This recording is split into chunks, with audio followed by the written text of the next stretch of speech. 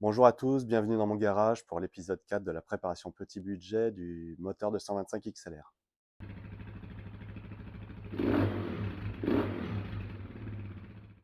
Dans l'épisode précédent, j'ai constaté qu'il y avait un cliquetis sur une certaine plage de régime.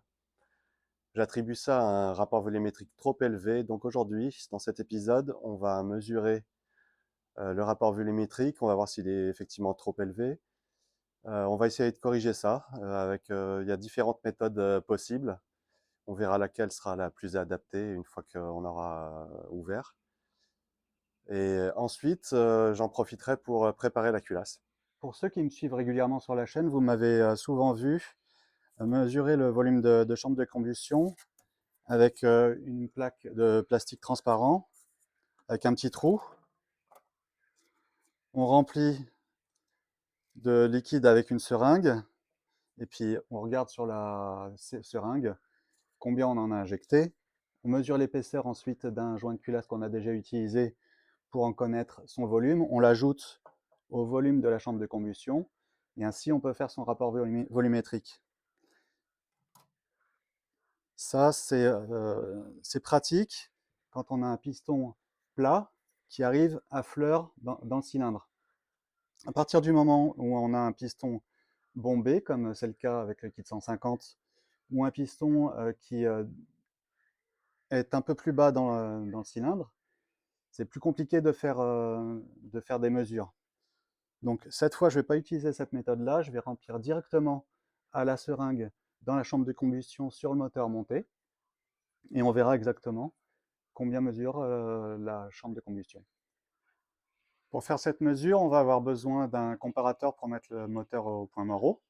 On va avoir besoin d'un liquide, alors là c'est de l'huile moteur très légèrement diluée avec de l'essence pour la rendre un petit peu plus fluide, et une grosse seringue graduée. Donc là on va mettre le comparateur en place.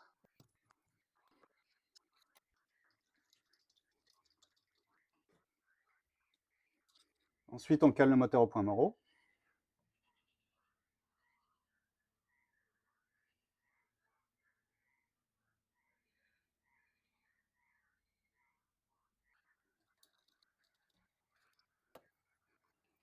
Donc j'ai rempli ma seringue avec le mélange essence-huile.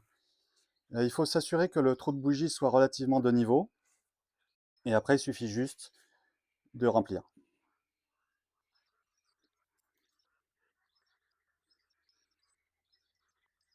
J'ai fait entrer 14 cm3 dans la chambre de combustion.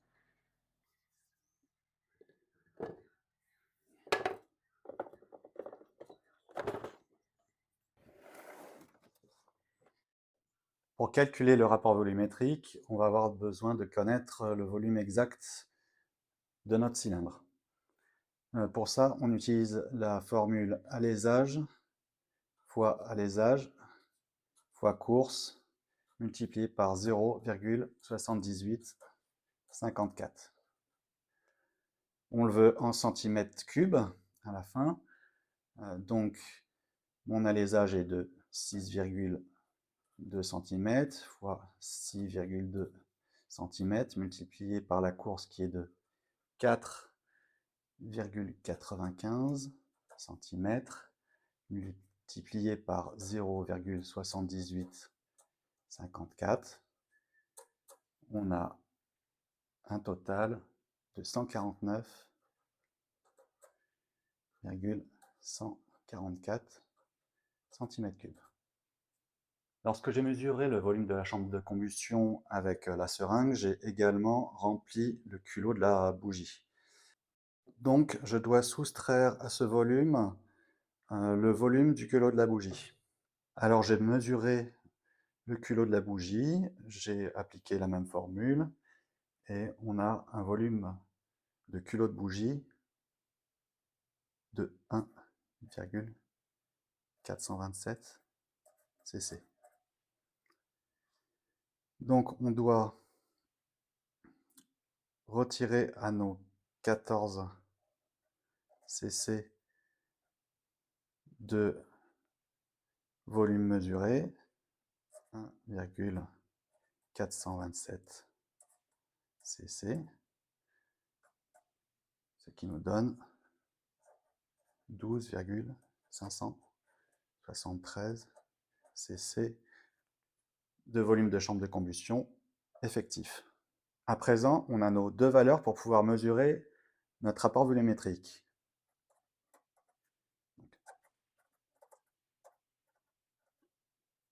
Notre volume de cylindre, on y ajoute le volume de chambre, on divise par le volume de chambre, et on a notre rapport volumétrique qui est de 12,862 pour 1, ce qui est énorme pour un petit moteur comme ça. Donc on va devoir trouver un moyen de réduire ce chiffre en décompressant le moteur.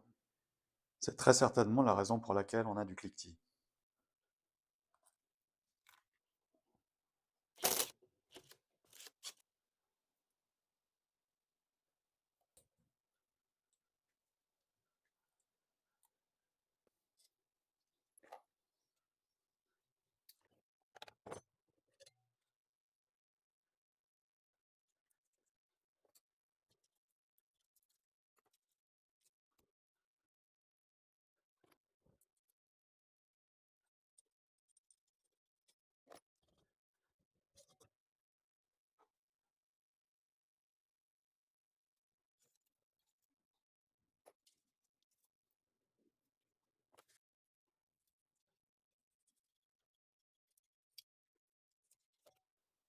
Je monte les parois du cylindre.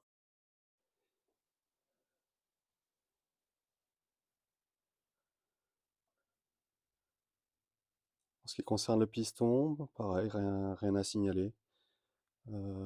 La calotte n'a pas été endommagée par le cliquetis.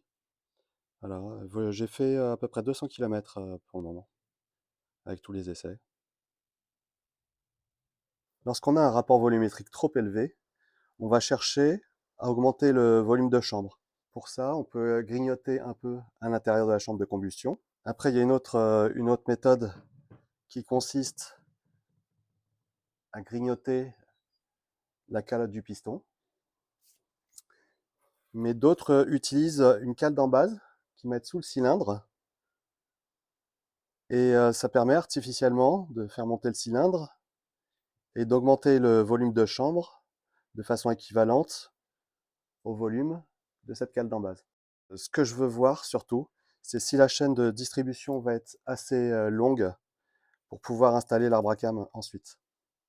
Donc, je démonte le cylindre et je fais un petit montage à blanc.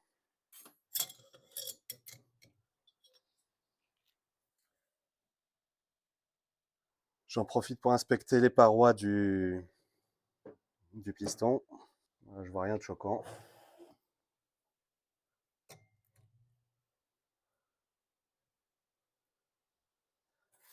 C'est une cale qui fait 1 mm.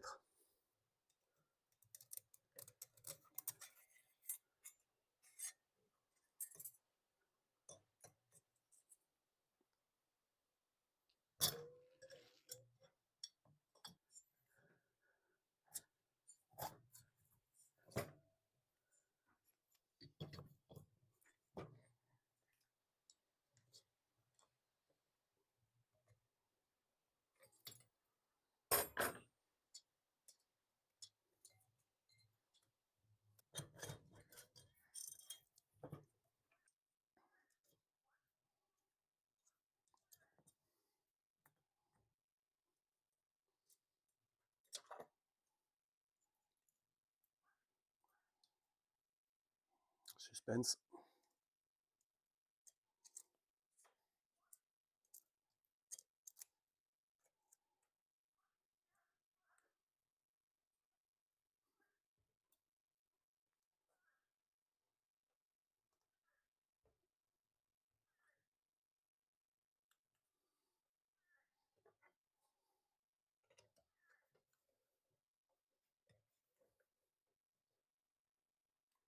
Bon, alors il manque vraiment 3 fois rien.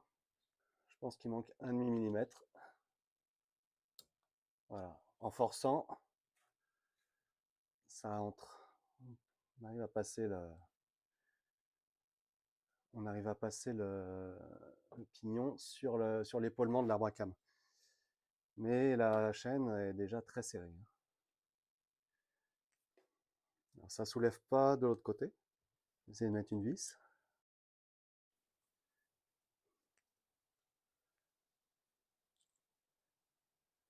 Bon, ça monte, mais je sais pas si j'ai très envie de tester ça, étant donné que c'est quand même bien serré. Alors, je pense que une fois tout remonté, avec le tassement des deux joints d'embase et du joint de culasse, ça serait moins tendu.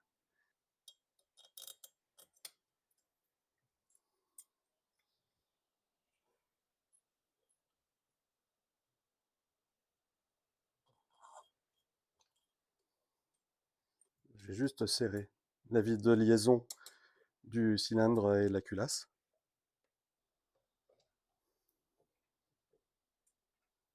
Je ne sais pas si vous voyez la chaîne de distribution.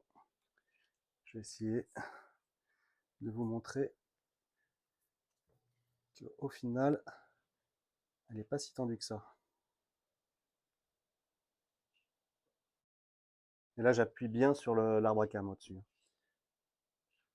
Donc je pense au final que c'est jouable.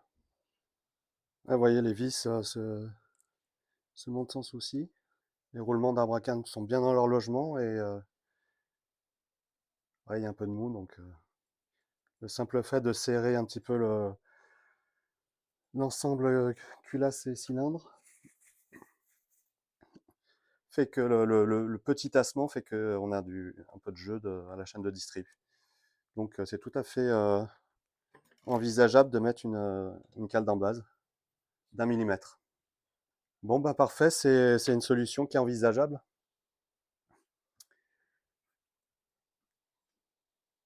Alors une cale d'embase comme ça de 1 mm, c'est environ 3 cm3 de volume de chambre de combustion supplémentaire. Et c'est à peu près ce qu'on cherche à gagner. Ça nous amènerait à un rapport volumétrique aux alentours de 10,5. Donc c'est vraiment pas mal.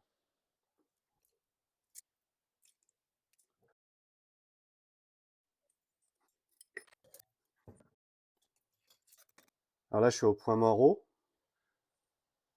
On voit bien que le piston est 1 mm plus bas qu'avant. Avec cette cale d'embase, notre problème de cliquetis est réglé.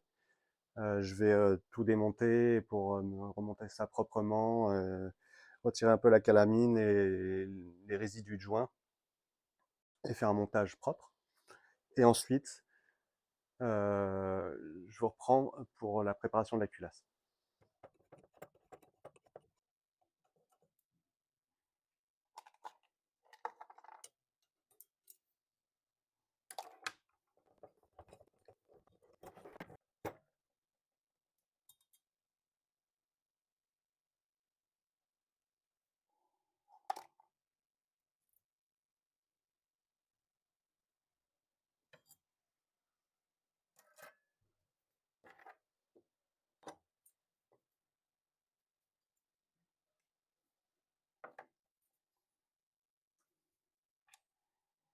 Il y a une rondelle sous chaque ressort.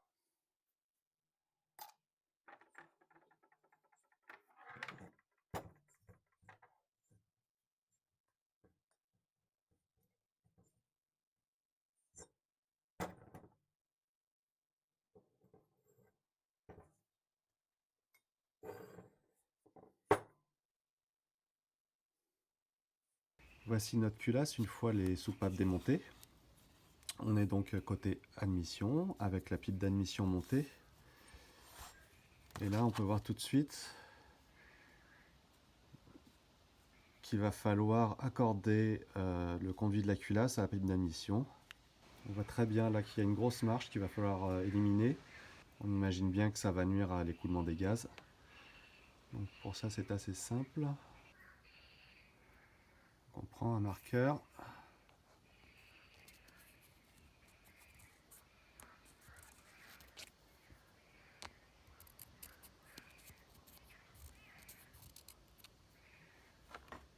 trace ce qui est retiré. On sent bien avec un tournevis là, il y a bien 3 mm qui dépassent. Alors c'est pas le cas de l'autre côté, la surface est assez douce, alors que les fixations de la pipe d'admission sont bien serrées et elle est centrée normalement. Je dépose la pipe d'admission et je vous montre le reste du conduit. Pour la pipe d'admission en elle-même, il y aura juste à lisser un petit peu la liaison entre la partie métallique et la partie en caoutchouc. Là au doigt on sent une petite marche. La démarcation qui est ici, là, on sent un petit peu. Voilà, petit coup de fraise fine. Ça devrait faire l'affaire. Dans le conduit d'admission, ce qu'il va falloir faire en priorité, c'est se débarrasser des marques de fonderie qui sont ici. Il est même de l'autre côté. Elle remonte jusqu'à la soupape. Lisser un petit peu les parois du conduit. On ira également gratter un petit peu au niveau du guide de soupape pour atténuer la marge qu'il y a entre le guide et sa bosse. On va également réduire la bosse pour augmenter le flux d'air ici de chaque côté. Alors ici on a la vue côté chambre de combustion. On voit bien aussi par ce côté les marques de fonderie. On a également une sacrée marche ici qu'on viendra lisser. Ici on voit bien la bosse autour du guide de soupape. Donc je viendrai gratter un peu de chaque côté. On va essayer de limiter cette cassure. Donc je vais surtout venir gratter ici et ici pour améliorer le flux d'air. Et un petit peu ici pour casser la marche. Et je ferai la même chose côté échappement. Dans la chambre de combustion, on va pouvoir travailler un tout petit peu ici. Donc c'est juste pour limiter les points chauds, améliorer le remplissage. Ici on a des petites imperfections qui pourraient créer des points chauds. Ça c'est pareil ici ou ici, on n'en veut pas, on va limer, on va atténuer ça. Et au final, on travaillera à rendre les sièges de soupape étanches, juste en faisant un petit rodage. Ça fuyait pas à l'origine. Si je mets pas des gros coups de fraise dans le siège, il n'y a pas de raison que ça fuit. Mais là, ils sont en très bon état. Et côté échappement,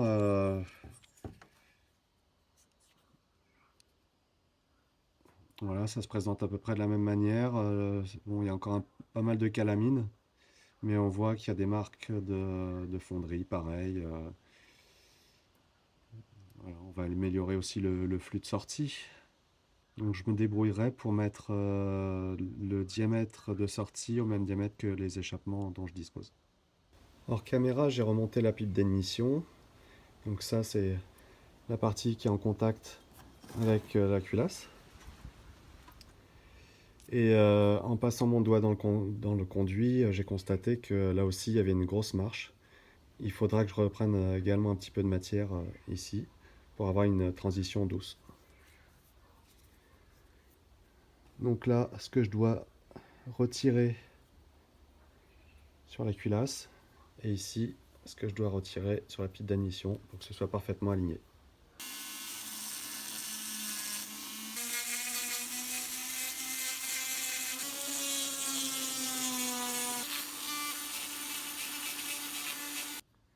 Donc pour vous montrer où j'en suis, ici je suis en train de retirer les marques de fonderie. Ici j'ai gommé un petit peu de la bosse.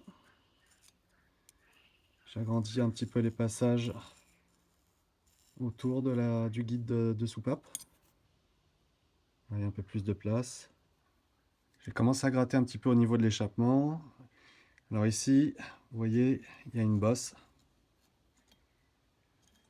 Petite bosse.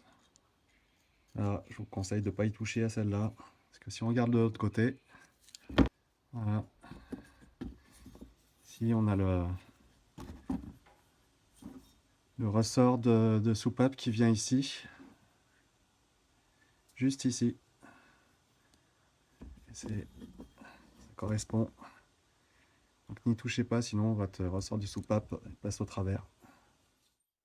Bien, je viens de terminer le travail sur l'échappement et l'admission. Je vous montre un petit peu comme ça, mais je vais vous faire des photos et on verra beaucoup mieux.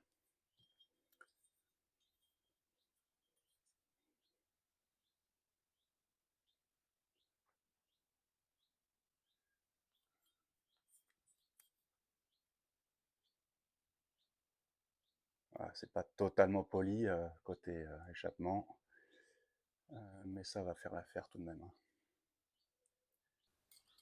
Alors comme vous voyez, j'ai surtout augmenté le passage sur le côté des guides de soupape ici. Et j'ai considérablement raboté la bosse du support du guide de soupape. Et j'ai fait à peu près la même chose côté échappement. J'ai élargi le passage ici. Et c'est propre, hein, mais c'est grain 400, quoi. C'est pas non plus poli.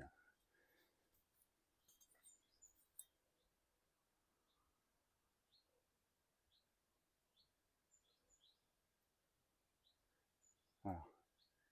Je vous ferai un petit avant-après en photo.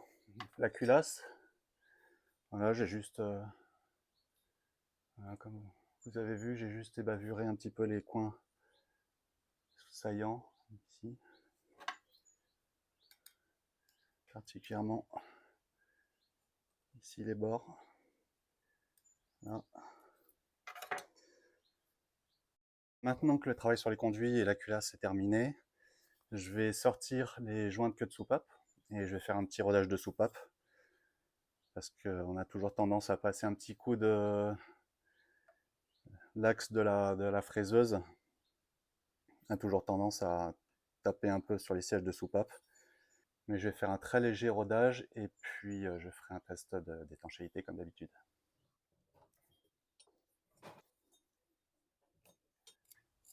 C'est la pâte à roder que j'ai eue avec la ventouse. Donc c'est pas une pâte à roder d'excellente qualité, mais je l'ai sous la main. Donc je vais l'utiliser.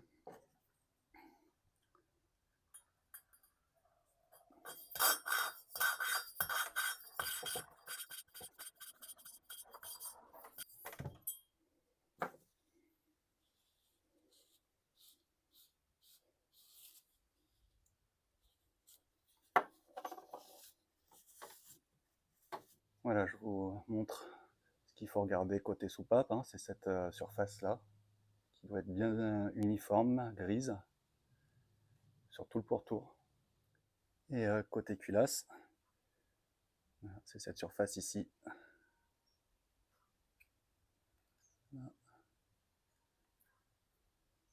Qui également doit être bien uniforme, bien grise. Sur 2-3 mm. Je fais l'admission et je vous montre. Voilà, mon rodage de soupape d'admission est terminé. Voilà ce que ça donne.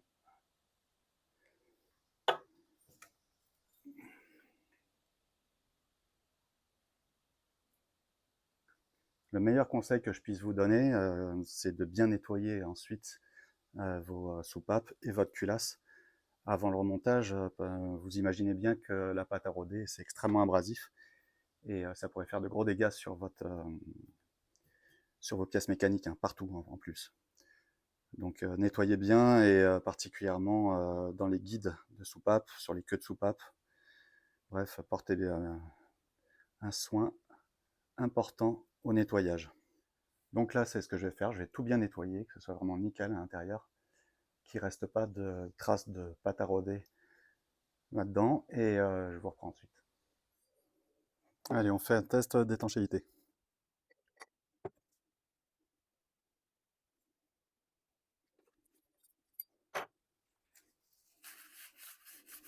L'échappement, c'est bon.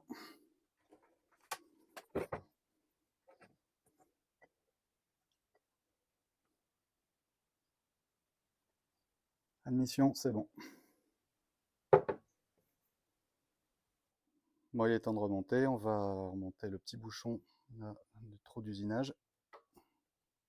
On va aussi monter des joints de queue de soupape neufs.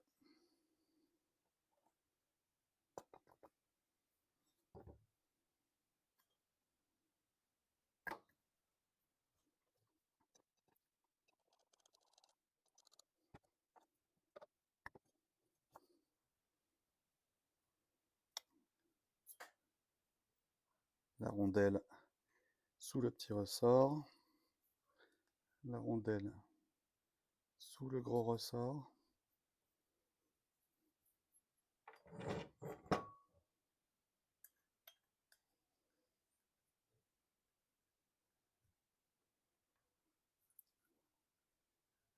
La soupape d'échappement.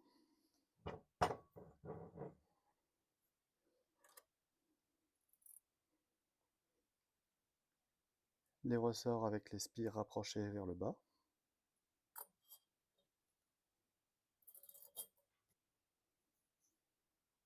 La coupelle.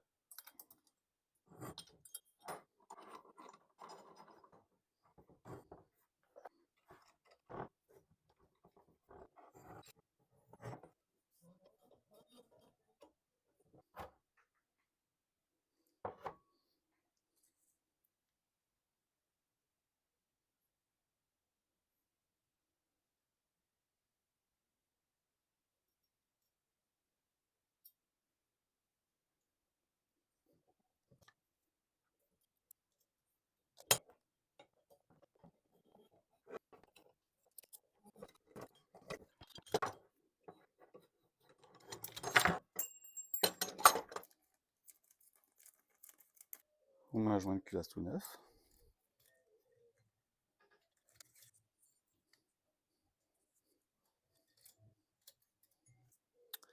Et enfin, on vient replacer la culasse sur le cylindre. Pour biais les deux pions là, en quinconce. Parfois dans votre joint de culasse, il y aura l'espace pour un joint torique. Là, c'est pas le cas.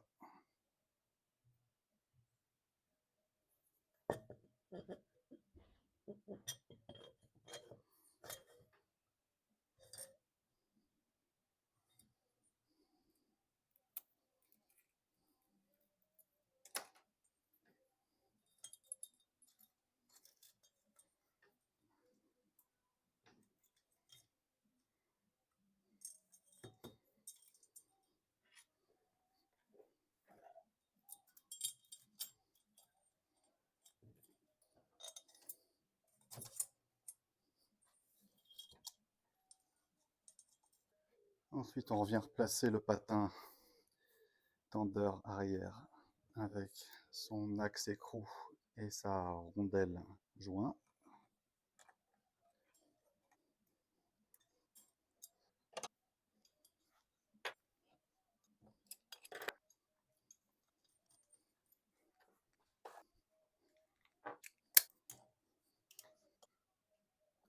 Je serre très légèrement la vis de liaison cylindre culasse, mais je ferai le serrage final à la fin.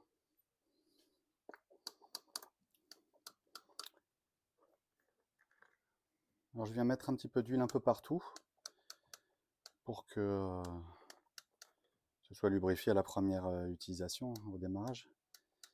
À peu près partout, sauf sur les portées de roulement, ici. C'est pas l'épaisseur du joint qui fait l'étanchéité, c'est le fait qu'il y en ait bien partout. Là, j'ai même tendance à essuyer ce que j'ai mis. Avant, j'avais tendance à aussi en mettre sur le cache-culbut, mais au fur et à mesure, je me suis aperçu qu'il n'y avait tellement pas de pression là-haut qu'une couche suffit.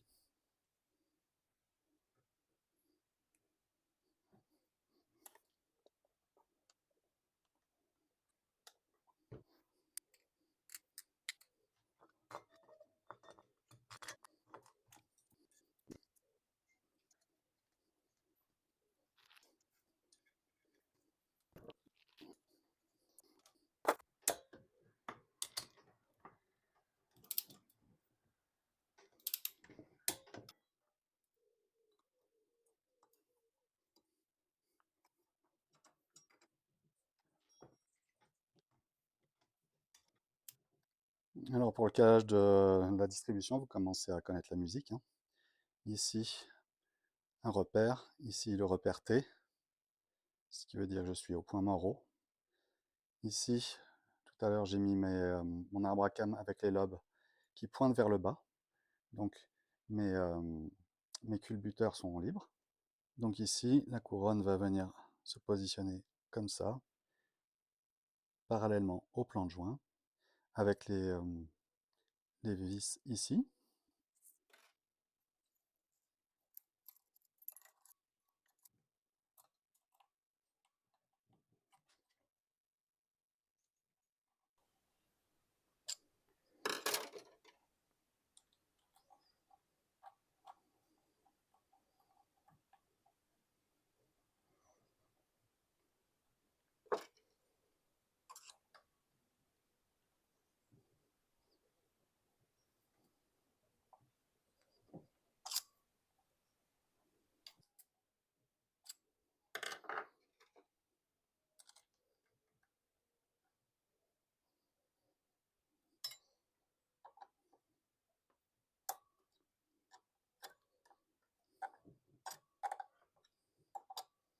Vous voyez, ça force, hein, je dois forcer pour mettre le pignon sur l'arbre à cames. Et la chaîne est très tendue quand même.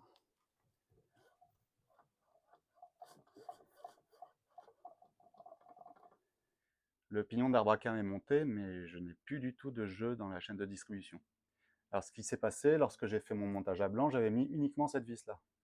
Ça a dû tasser le cylindre ici et pas du tout de l'autre côté. Donc quand j'ai fait mon montage, j'avais du jeu. Là maintenant que j'ai le cache-culbuteur et que tout est bien serré, ça a rééquilibré les forces de l'autre côté et du coup ça tend la chaîne de façon uniforme et j'ai plus de jeu. Donc la cale d'embase ne peut plus être une solution. Ce que je vais faire, c'est que je vais tout redéposer et je vais seulement mettre 2 joints d'embase. Ça va augmenter un petit peu le volume de la chambre de combustion, très très peu, mais j'espère que ce sera suffisant. Si ça l'est pas, on essaiera de trouver d'autres solutions, mais ça sera certainement pour la prochaine vidéo.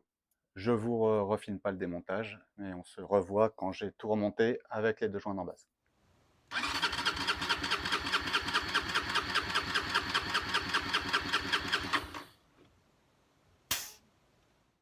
Avant de faire le test routier, regardons les résultats déjà obtenus. Dans l'épisode 1, nous avions juste mesuré les performances du moteur d'origine et obtenu cette courbe jaune et la vitesse maxi de 89,18 km/h en 28 secondes. Dans l'épisode 2, nous avons monté le kit 150, c'est la courbe verte, avec 91 km/h en 27 secondes.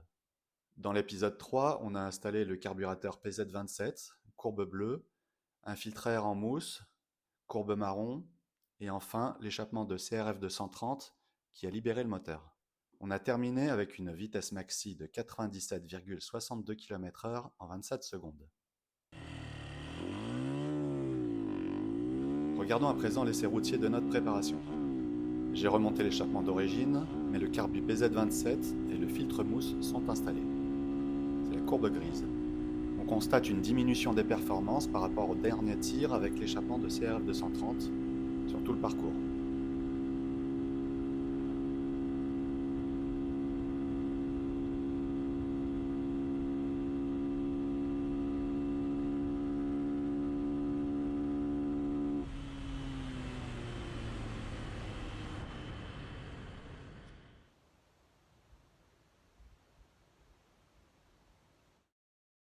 L'échappement de CRF est donc remonté.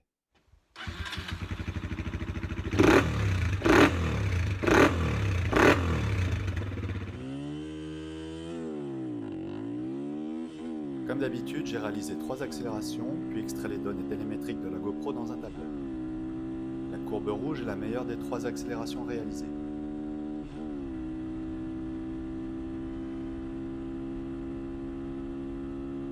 On constate que le travail effectué sur la culasse produit une amélioration de l'accélération, mais aussi de la vitesse de pointe, à 100,63 km/h, atteinte en 29 secondes. C'est notre nouveau record. Voilà, ça c'est avec le pot de 230 CRF et le filtre à air en mousse. Ça mériterait d'être enrichi, je pense.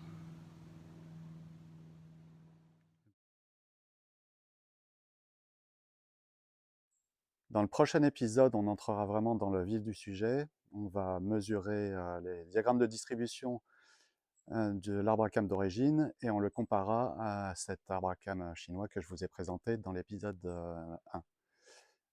Donc n'hésitez pas à vous abonner, mettez des pouces bleus et n'hésitez pas à me faire part de vos commentaires. Merci.